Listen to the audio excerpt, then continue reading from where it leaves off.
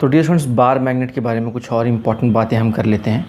देखिए, आपको एक रिवाइज कराता हूँ मैं। लीनियर एसएचएम, एंगुलर एसएचएम में जो आपने पढ़ा था, तो लीनियर एसएचएम में आपने पढ़ा था कि भाई एक रिस्टोरिंग फोर्स चाहिए होता है किसी पार्टिकल को लीनियर एसएचएम परफॉर्म करने के लिए। ये सिर्फ मैग्नीट्यूड लिख रहा हूँ मैं, F = kx। वैसे वो होता है F = -kx, पर मैं मैग्नीट्यूड लिख रहा हूँ F = kx। तो एंगुलर एसएचएम में एक रिस्टोरिंग टॉर्क चाहिए होता है जिसको हम बोलते हैं टाउ = c थीटा, जहाँ c को हम बोलते हैं टॉर्जनल कांस्टेंट या twist constant and so on.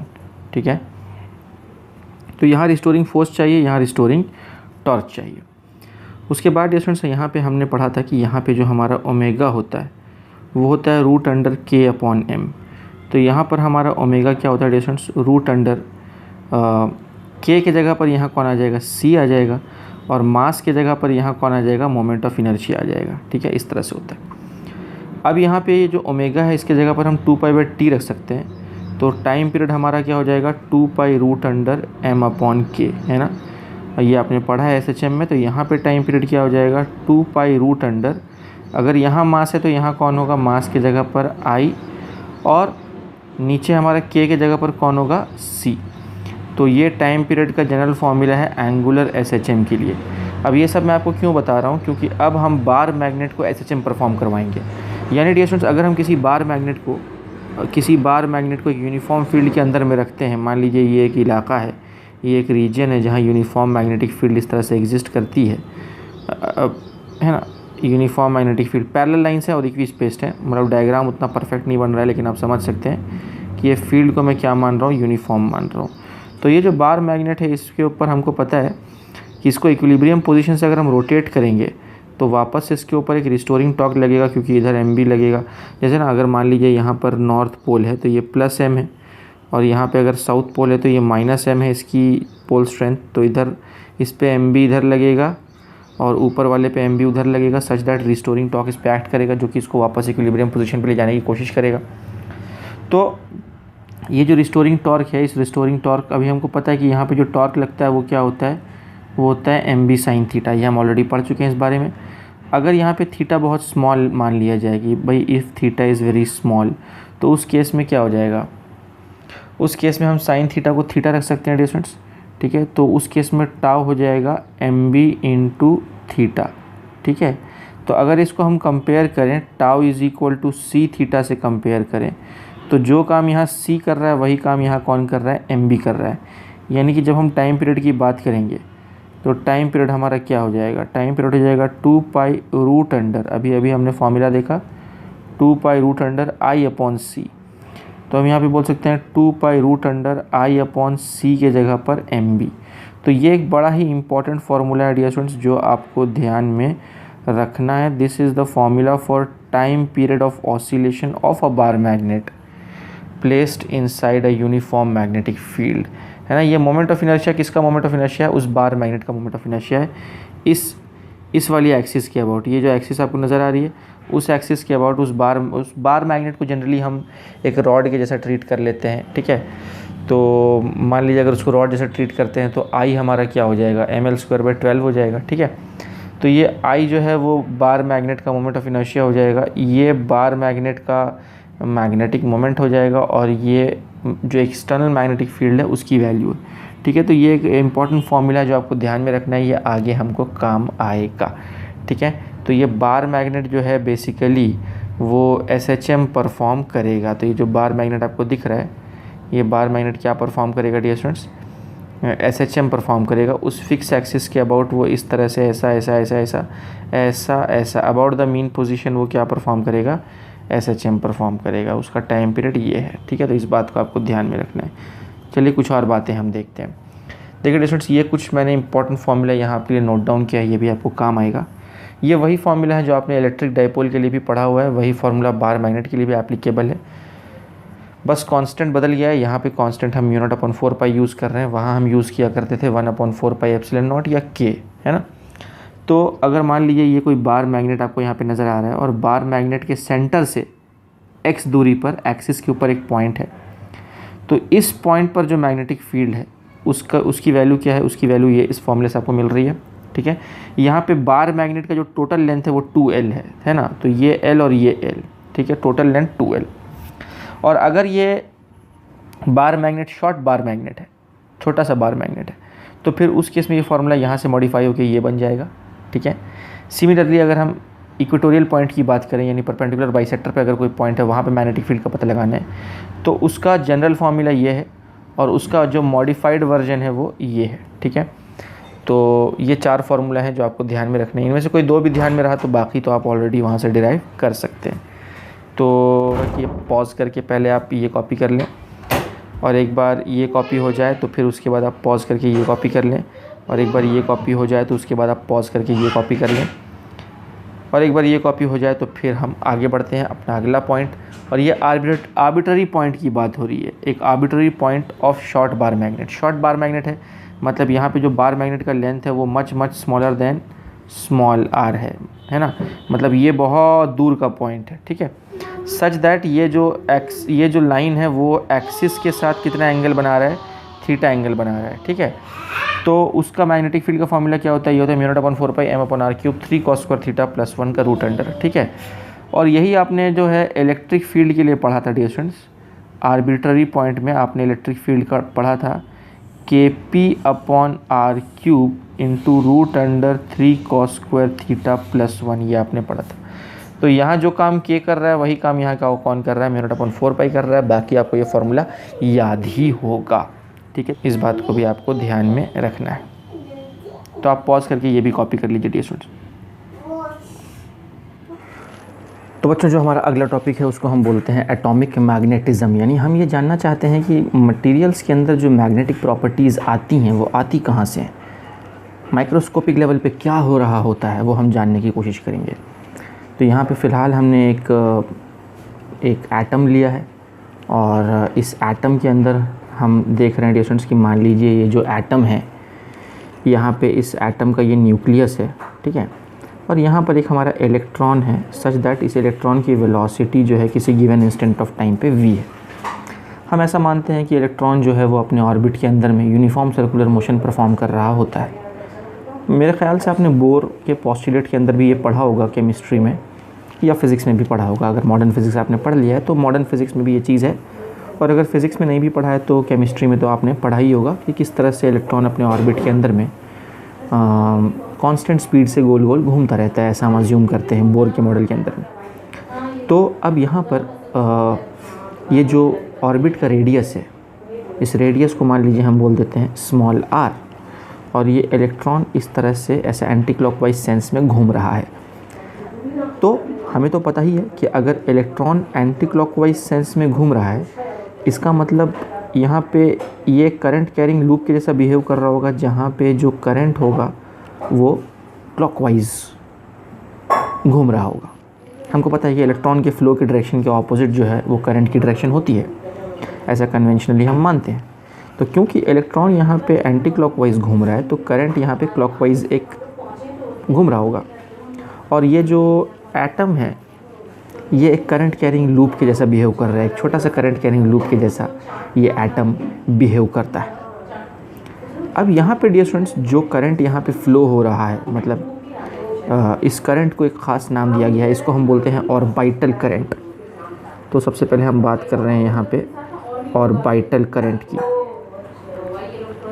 Orbital current. तो अब ये जो ऑर्बिटल करंट होता है जिसको हम I बोल रहे हैं, करंट क्या होता है, चार्ज अपॉन टाइम, है ना। तो डियर स्टूडेंट्स यहाँ पे हम इसको इस तरह से लिखते हैं कि orbital current is nothing but जो चार्ज फ्लो हो रहा है वो क्या है, उसका मैग्नीट्यूड E है, क्योंकि एक सिंगल इलेक्ट्रॉन वहाँ पे गोल गोल घूम रहा है। मान लीजिए ये हाइड्रोजन का एटम है तो एक सिंगल इलेक्ट्रॉन है वहाँ पे जो गोल गोल घूम रहा है। तो चार्ज का मैग्नीट्यूड हो गया E, और ये टाइम के जगह पर मैंने टाइम पीरियड रखा है, एक चक्कर लगाने में जो लग रहा है टाइम उस इलेक्ट्रॉन को time period, charge upon time is current. अब इसको हम ऐसा लिखें, या इसको मैं E into 1 upon time period को मैं फ्रीक्वेंसी लिख सकता हूँ, तो इसको हम E इंटू F भी बोल सकते हैं। या हम चाहें तो डियर स्टूडेंट्स जो टाइम पीरियड होता है वो क्या होता है, 2πr अपॉन V होता है। तो मैं इसको ऐसे भी लिख सकता हूँ, टाइम पीरियड की जगह पर 2πr अपॉन V, तो V पलटी खा के ऊपर चला जाएगा, इसको हम इस तरह से लिख सकते हैं। यानी तो हमको पता है कि टाइम पीरियड क्या होता है, 2π अपॉन ओमेगा होता है, तो हम ऊपर E लिखते हैं, नीचे टाइम पीरियड की जगह पर 2π अपॉन ओमेगा भी लिख सकते हैं। तो ये अलग अलग रूप हैं ऑर्बिटल करंट के। ठीक है, उम्मीद है ये बातें आपको समझ में आ रही होंगी। अब प्यारे बच्चों यहाँ पे क्योंकि अब ये करंट कैरिंग लूप जैसा बिहेव कर रहा है ये एटम हमारा, तो इसके सेंटर पे कुछ ना कुछ मैग्नेटिक फील्ड क्रिएट हो रही होगी। और हमको पता है कि करंट कैरिंग लूप के सेंटर पे जो मैग्नेटिक फील्ड क्रिएट होती है ना, उसका फॉर्मूला क्या होता है, तो वो भी हम देख लेते हैं। यहाँ पे हेडिंग दे रहा हूँ मैं, magnetic field at the centre. तो सेंटर यानी न्यूक्लियस, सेंटर पे कौन है, न्यूक्लियस है।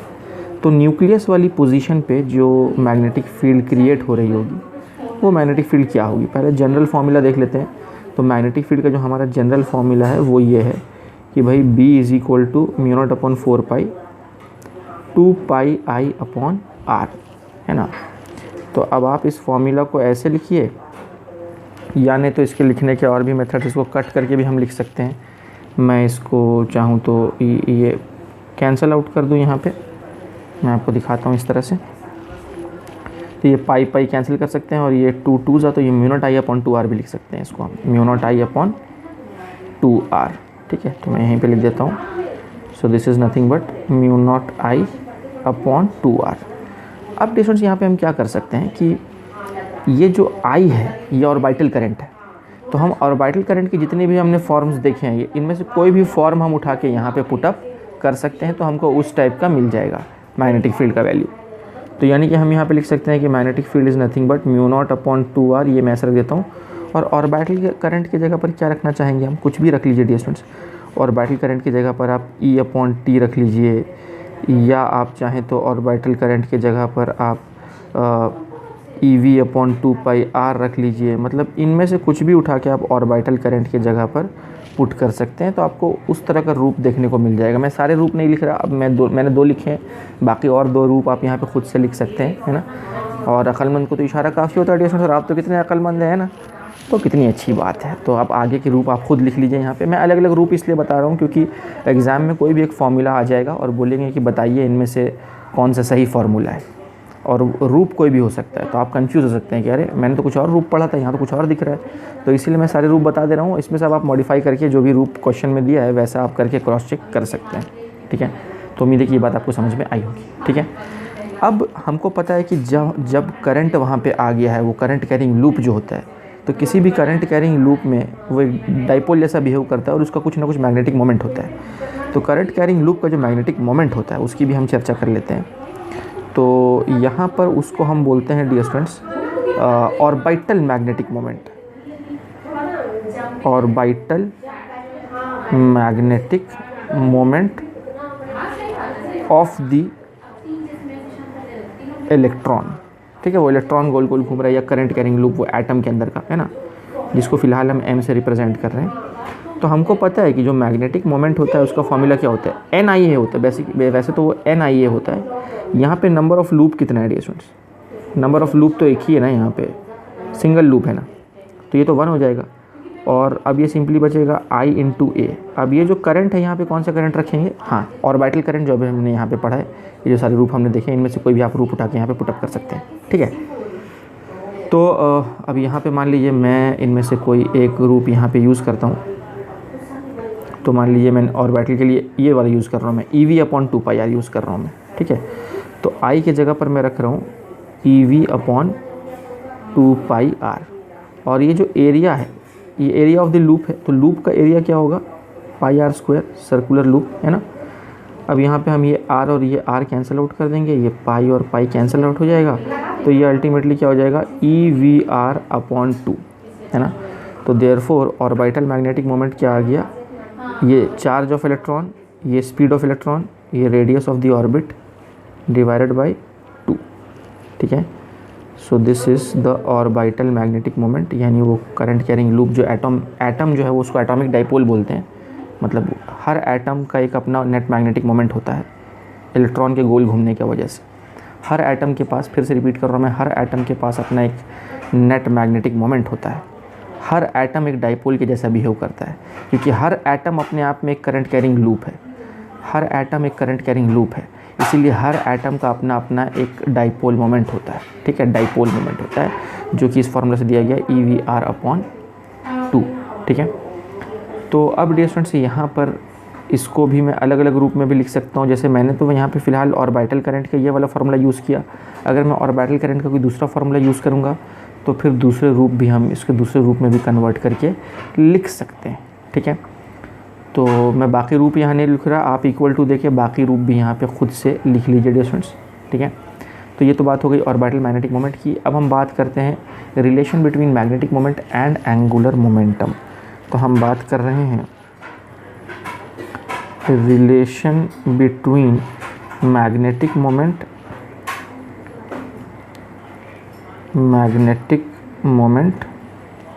यानी कैपिटल M, इसको हम ऑर्बिटल मैग्नेटिक मोमेंट भी बोलते हैं, एंड एंगुलर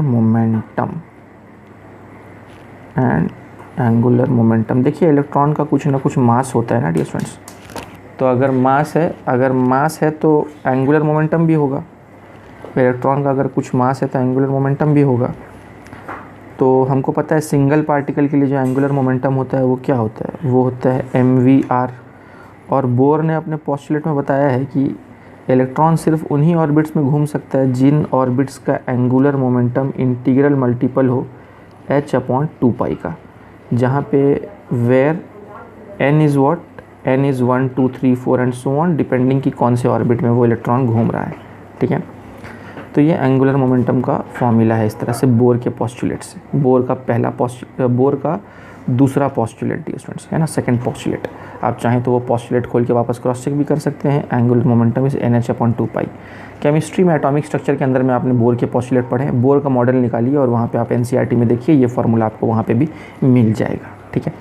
और ये सिंगल पार्टिकल के एंगुलर मोमेंटम हम पढ़ चुके हैं mvr। अगर कोई दिक्कत हो तो आप डाउट में पूछ सकते हैं, मैं आपको बता दूंगा, ठीक है। Let this be equation number 1, ठीक है।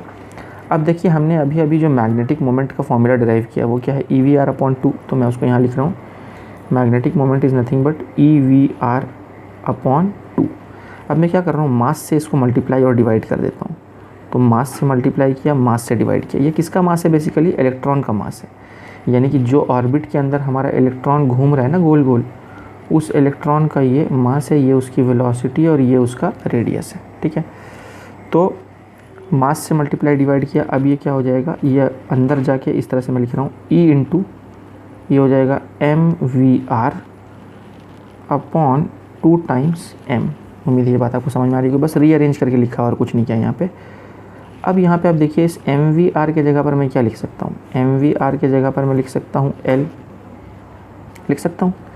तो ये लिख देते हैं, चलिए E इंटू L/2m।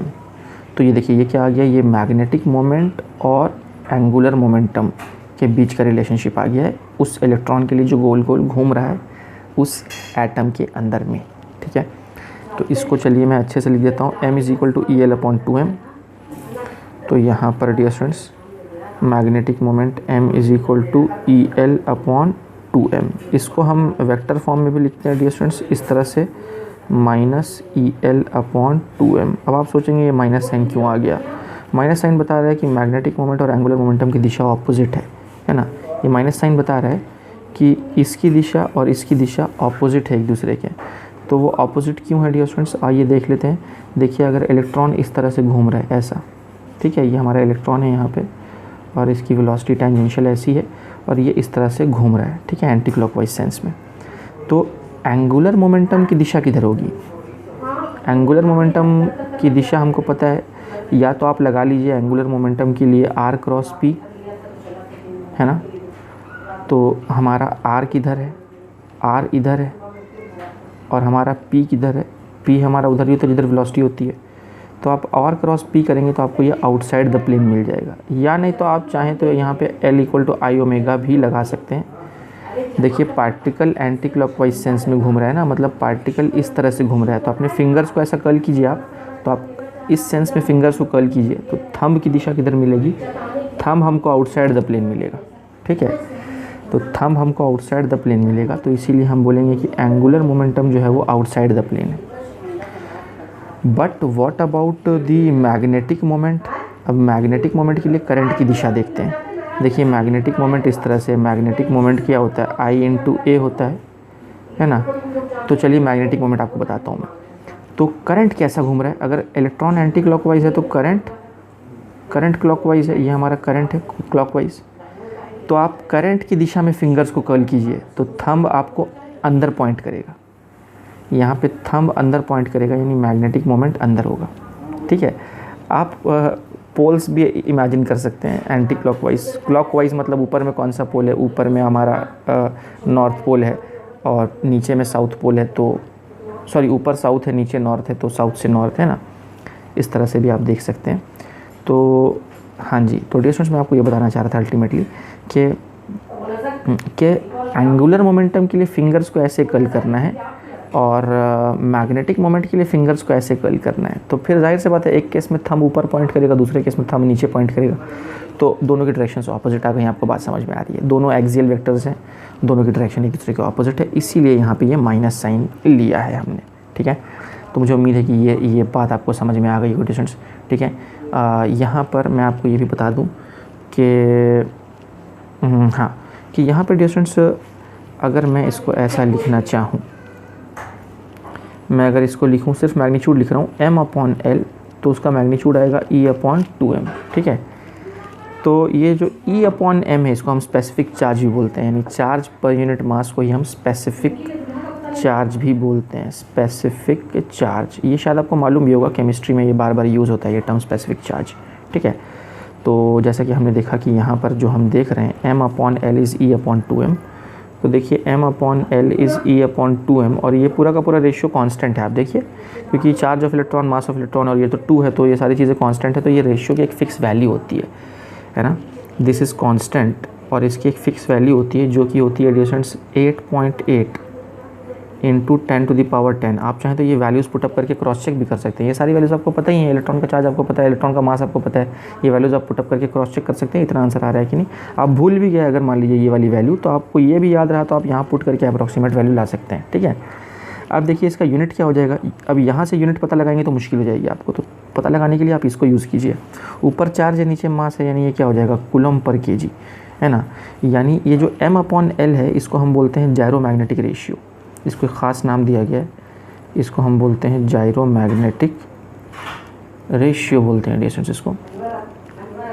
और ये जो जायरोमैग्नेटिक रेशियो है उसकी वैल्यू होती है, फिक्स होती है, और वो होती है 8.8 इंटू 10⁻10 कूलम पर केजी। ठीक है, यहाँ पे m क्या रिप्रेजेंट कर रहा है, यहाँ पे जो ऊपर में आपको कैपिटल M दिख रहा है, उस कैपिटल M को हम बोलते हैं orbital magnetic moment, orbital magnetic moment of the electron. ठीक है, और जो आपको L दिख रहा है उस L को हम क्या बोलते हैं, ऑर्बिटल एंगुलर मोमेंटम बोलते हैं, orbital angular momentum of the electron. ठीक है, तो दैट्स इट डियर स्टूडेंट्स। कितनी अच्छी बात है ना, उम्मीद है आपको ये बात समझ में आ गई होगी यहाँ तक। ठीक है, तो मैं चाहूँगा कि आप यहाँ तक कॉपी कर लें। कहाँ से कॉपी करना शुरू करना है आपको, यहाँ से शुरू करना है। ठीक है, तो पहले आप पॉज करके ये कॉपी कर लें, फिर एक बार ये कॉपी हो जाए तो फिर आप ये कॉपी कर लें, फिर एक बार ये कॉपी हो जाए तो फिर आप ये कॉपी कर सकते हैं, और इसके बाद फिर आप ये कॉपी कर लीजिए, है ना, और फिर आप ये कर लीजिए। ठीक है, इतना करते हैं, फिर हम आगे बढ़ते हैं। अब प्यारे बच्चों, यहाँ पर ये जो रिलेशनशिप हमने देखा है m/L is equal to E/2m, इसी रिलेशनशिप को मैं वापस से लिख रहा हूँ। तो मैं लिख रहा हूँ m/L is nothing but E/2m। यहाँ से मैं जो मैग्नेटिक मोमेंट है उसको मैं इस तरह से लिख रहा हूँ E/2m इंटू L। ठीक है, अब यहाँ पर जो हमें एंगुलर मोमेंटम नज़र आ रहा है, ये इलेक्ट्रॉन का एंगुलर मोमेंटम है, और यहाँ पर मैं इस इक्वेशन को इक्वेशन नंबर 2 बोल देता हूँ, और मैं बोलता हूँ putting equation number 1 in equation number 2 हमें क्या मिलेगा। इक्वेशन नंबर 1 अगर आपको याद हो तो मैं आपको याद दिलाना चाहूँगा कि इक्वेशन नंबर 1 क्या था। बोर के सेकंड पोस्टुलेट के हिसाब से this was our equation number 1, angular momentum is integral multiple of h/2π, तो n इंटू h/2π, है ना। तो हम वही करेंगे, यहाँ पे जो एंगुलर मोमेंटम है उसकी जगह पर हम nh/2π पुटअप करेंगे, तो हमारा जो मैग्नेटिक मोमेंट है वो बन जाएगा E/2m इंटू nh/2π। ठीक है, इस तरह से हमारा ये हो जाएगा। अब ये तो हमारे मैग्नेटिक मोमेंट का जनरल फार्मूला हो गया डियर स्टूडेंट्स, ठीक है, जहाँ पे हमको पता है कि n की वैल्यू 1 2 3 4 एंड सो ऑन हो सकती है। तो आपको अगर इलेक्ट्रॉन का जो है फर्स्ट ऑर्बिट में मैग्नेटिक मोमेंट का पता लगाना है तो यहाँ n की जगह पर 1 रखिए। अगर इलेक्ट्रॉन का सेकंड ऑर्बिट में मैग्नेटिक मोमेंट कितना है वो पता लगाना है तो n की जगह पर 2 रखिए एंड सो ऑन, ठीक है। अगर मान लीजिए हम फर्स्ट ऑर्बिट की बात करते हैं, फॉर फर्स्ट ऑर्बिट, तो फर्स्ट ऑर्बिट के लिए n की वैल्यू क्या हो जाएगी, 1 हो जाएगी। तो अगर n की वैल्यू हम 1 पुट करें तो मैग्नेटिक मोमेंट क्या बन जाएगा, आइए देखते हैं। ये हो जाएगा E/2m और ये 1 हो जाएगा, ये हो जाएगा H/2π। यानी इसको अगर हम अच्छे से लिखें तो ये हो जाएगा EH/4πm, EH/4πm। अब डियर स्टूडेंट्स इसको मैं अच्छे से लिख देता हूँ अगले पेज पे। तो ये हमारा जो मैग्नेटिक मोमेंट हो गया ये हो गया EH/4πm। डियर स्टूडेंट्स इस रेशियो को एक ख़ास नाम दिया गया। आप अगर ध्यान से देखें, charge of electron, Planck's constant, 4π और मास ऑफ इलेक्ट्रॉन, ये सारी चीज़ें कांस्टेंट हैं। तो इन सब की वैल्यूज़ जो हम पुटअप करेंगे तो जाहिर सी बात है हमें एक कांस्टेंट नंबर मिलेगा। वो नंबर क्या है, वो जो भी नंबर है उसको हम एक ख़ास नाम देते हैं, उसको हम बोलते हैं mu B. Mu B is called as Bohr magneton. इसको नाम दिया गया है डियर स्टूडेंट्स बोर मैग्नेटॉन, ठीक है। ये ख़ास नाम दिया गया है और एक ख़ास सिंबल भी दिया गया है म्यू बी। और इसकी एक फ़िक्स वैल्यू भी है जो कि है 0.923 इंटू 10⁻⁻23। देखिए अच्छी बात यह है कि यहाँ 23 है तो यहाँ भी 23, ठीक है। एनीवेज है ना, इसको एक अप्रॉक्सीमेट वैल्यू भी दी जाती है। अगर इसको हम अप्रॉक्सीमेटली 1 मान लें तो फिर इसको अप्रॉक्सीमेटली हम लिख सकते हैं 1 into 10⁻⁻23। Now what about the unit of bore magneton. Bore magneton क्या है, bore magneton basically magnetic moment है। बोर मैग्नेटॉन इलेक्ट्रॉन का मैग्नेटिक मोमेंट है, ऑर्बिटल मैग्नेटिक मोमेंट है। कौन से ऑर्बिट में, फर्स्ट ऑर्बिट में। क्योंकि ये वैल्यू कब आई, ये वैल्यू तब आई जब हमने n को क्या पुट किया था, 1 पुट किया था। यानी बोर मैग्नेटॉन जो है वो बेसिकली ऑर्बिटल मैग्नेटिक मोमेंट है इलेक्ट्रॉन का हाइड्रोजन एटम के फर्स्ट ऑर्बिट में, जिसकी वैल्यू फिक्स होती है। आप देखिए ना, हाइड्रोजन एटम की जो फर्स्ट ऑर्बिट है उसका रेडियस भी फिक्स है ना, 0.537 एंगस्ट्रॉम। सिमिलरली जो एनर्जी है हाइड्रोजन एटम के फर्स्ट ऑर्बिट की -13.6 इलेक्ट्रॉन वोल्ट, वो भी फिक्स है।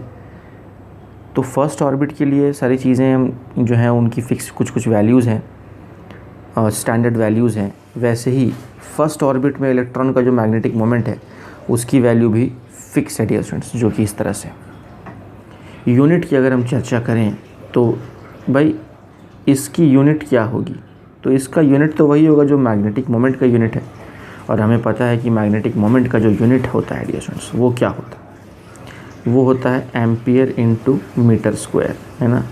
यानी बोर मैग्नेटॉन के लिए जो यूनिट हम यूज़ करेंगे वो बेसिकली मैग्नेटिक मोमेंट का यूनिट है जो हम यूज़ करेंगे, ठीक है डियर स्टूडेंट्स। तो कभी कभी ना वो इस तरह से पूछते हैं what is the dimension of bore magneton, what is the SI unit of bore magneton, या पहचानिए कि इनमें से कौन सा फार्मूला बोर मैग्नेटॉन का फार्मूला है, या वो बोलते हैं कि बताइए बोर मैग्नेटॉन की वैल्यू इनमें से कौन सी वैल्यू है, और आपको 4 ऑप्शंस दिए रहेंगे, है ना। तो इस तरह से अलग अलग टाइप के सवाल घुमा के आते हैं इस छोटे से कॉन्सेप्ट के ऊपर। तो इसी को मैंने प्रॉपरली यहाँ पर डिफ़ाइन भी कर दिया dear students. Bohr magneton can be defined as the magnetic moment of electron which revolves in the first orbit of Bohr's hydrogen atom, ठीक है। आप पॉज करके इसको वापस से रीड कर लें, आपको बात समझ में आ जाएगी कि बोर मैग्नेटॉन बेसिकली क्या है। वो मैग्नेटिक मोमेंट है इलेक्ट्रॉन का बोर के हाइड्रोजन एटम के फर्स्ट ऑर्बिट में। तो डिस्टेंस यहाँ पर अगर आपने ये कॉपी नहीं किया है तो यहाँ पर से पॉज करके आप ये पेज कॉपी कर लेंगे, और एक बार ये पेज कॉपी हो जाए तो फिर आप पॉज करके ये कॉपी कर लेंगे, और एक बार ये कॉपी हो जाए तो फिर अल्टीमेटली आप बोर मैग्नेटॉन की डेफिनेशन कॉपी डाउन कर लेंगे डियर स्टूडेंट्स, ठीक है। तो डियर स्टूडेंट्स आज के लेक्चर के लिए हम इतना बस करते हैं, ठीक है।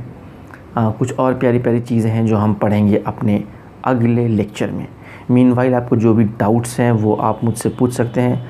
कुछ बच्चों के अगर डाउट्स पेंडिंग में हैं तो मुझे वापस से रिमाइंड करवा दीजिए। डियर स्टूडेंट्स, आपको हर रोज़ मुझे रिमाइंड कराना पड़ेगा, क्योंकि ऐप के ऊपर या व्हाट्सएप के ऊपर जो है वो एक मानो बाढ़ सी आ गई है ना। तो उसमें क्या होता है कि हर रोज़ अलग अलग बैचेस के बच्चों के डाउट्स आ रहे होते हैं। तो ये डाउट्स ऊपर आ जाते हैं और आपके डाउट्स नीचे चले जाते हैं और कहीं गुम हो जाते हैं, तो फिर उसको वापस ढूंढ पाना मुश्किल होता है हमारे लिए। तो इसीलिए आप जब तक आपको आपके डाउट के सल्यूशंस ना मिल जाएं तब तक आप रिमाइंड करवाते रहो, ताकि आपका चैट वापस ऊपर आ जाए, है ना।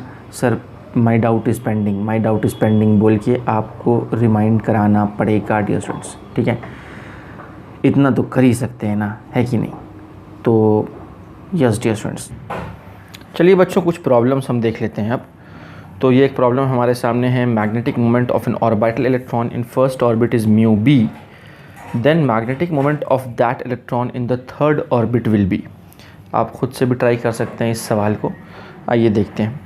तो डियर स्टूडेंट्स, हमने पढ़ा है कि जो बोर मैग्नेटॉन होता है वो हमारा क्या होता है। बोर मैग्नेटॉन जो होता है वो होता है EH/4πm, ठीक है। ये फर्स्ट ऑर्बिट में होता है। This is about the first orbit, ठीक है। अगर वो थर्ड ऑर्बिट की बात करता है, थर्ड ऑर्बिट में जो मैग्नेटिक मोमेंट है, देखिए ये जो मैग्नेटिक मोमेंट, ये भी तो मैग्नेटिक मोमेंट ही है, लेकिन ये मैग्नेटिक मोमेंट फर्स्ट ऑर्बिट में है, तो इसको m1 लिख देता हूँ मैं। और अगर बात की जाए m के जनरल फार्मूला की, तो वो होता है n टाइम्स EH/4πm, ठीक है।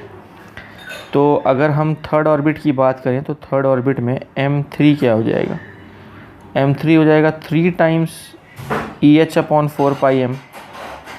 और ये चीज़ क्या है, ये तो बोर मैग्नेटॉन है, यानी 3 टाइम्स बोर मैग्नेटॉन, यानी सी ऑप्शन हमारा सही जवाब है। तो magnetic moment of the electron in the third orbit is nothing but 3 times the bore magneton, 3 times EH/4πm, ठीक है।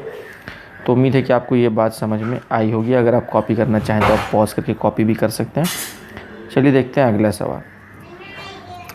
तो अगला सवाल कह रहा है कि a helium nucleus is moving in a circular path of radius 0.8 metre, यानी कोई तो भी एक सर्कुलर पाथ है और इस सर्कुलर पाथ में एक हीलियम न्यूक्लियस गोल गोल घूम रहा है। इसका रेडियस r बोलता हूँ मैं, और एक हीलियम का न्यूक्लियस ले लेते हैं। ये हीलियम के न्यूक्लियस है। तो हीलियम का न्यूक्लियस बेसिकली क्या होता है, हीलियम का न्यूक्लियस जो है वो अल्फ़ा पार्टिकल होता है डियर स्टूडेंट्स, ठीक है। तो अल्फ़ा पार्टिकल का जो चार्ज है वो क्या होता है, He2+, यानी कि हीलियम न्यूक्लियस के ऊपर जो चार्ज है वो 2 टाइम्स E होगा। 2 प्रोटॉन का चार्ज, क्योंकि 2 इलेक्ट्रॉन थे उनको तो भगा दिया गया है, तो +2E जो चार्ज है ये रहेगा अल्फ़ा पार्टिकल के ऊपर, यानी हीलियम न्यूक्लियस के ऊपर। रेडियस हमें दिया हुआ है 0.8 मीटर, वो भी मैं यहाँ लिख लेता हूँ 0.8 मीटर। और बोला है कि if it takes 2 second to complete 1 revolution, यानी टाइम पीरियड हमको दिया हुआ है 2 सेकेंड, ठीक है, एक रिवोल्यूशन लगाने में जो टाइम लगा। तो magnetic field produce at the centre of the circle, तो सेंटर ऑफ द सर्कल पे मैग्नेटिक फील्ड कितना प्रोड्यूस हुआ होगा वो हमें फाइंड आउट करना है। तो अब यहाँ पे प्यारे बच्चों, जो मैग्नेटिक फील्ड सेंटर पे क्रिएट होती है किसी भी करंट कैरिंग लूप के, उसका जनरल फार्मूला क्या होता है, μ0/4π 2πi/r। ये जनरल फार्मूला, इसको ऐसा लिखो या ये हम कट कर दें तो μ0I/2r लिखें, बात एक ही है। तो अब यहाँ पे हम क्या कर सकते हैं कि यहाँ बेसिकली हमें ये I चाहिए। चार्ज को हम क्या लिख सकते हैं, करंट को क्या लिख सकते हैं डिस्टेंस, हम चार्ज अपॉन टाइम, है ना। तो चलिए मैं सारी वैल्यूज़ पुटअप करता हूँ। तो ये μ0 की जगह पर मैं लिख रहा हूँ 4π × 10⁻⁻7 into current is what, charge upon time. तो ये जो करंट है इसके जगह पर चार्ज अपॉन टाइम लिखेंगे हम। तो चार्ज हमारा क्या है, चार्ज तो हमारा 2E है, तो 2 times E which is 1.6 × 10⁻⁻19 coulomb. तो 2 टाइम्स E हो गया, होल डिवाइडेड बाई नीचे हमारा क्या है 2r है, तो 2 टाइम्स द रेडियस, यानी 2 टाइम्स 0.8, ठीक है। और ये वाला टाइम पीरियड भी तो नीचे हम लिखेंगे, तो ये टाइम पीरियड कितना है, वो है 2 सेकेंड, तो इनटू एक और 2 आ जाएगा यहाँ पे। बहुत अच्छी बात है। अब इसको हम फर्दर सॉल्व कर लेते हैं प्यारे बच्चों। तो जब हम इसको सॉल्व करेंगे तो क्या होगा ये देखते हैं। तो यहाँ पर ये 2 और ये 2 कैंसिल आउट हो जाएगा, ये 0.8 इंटू 2 होगा और वो 2 और ये 2 कैंसिल आउट हो जाएगा। ठीक है, हमारा यहाँ बच रहा है 4 पाई इंटू, अभी देखिए 10 का पावर -7 है और ये 10 का पावर -19 है, तो क्या हो जाएगा -26 ना, इंटू 10 का पावर -26 हो जाएगा।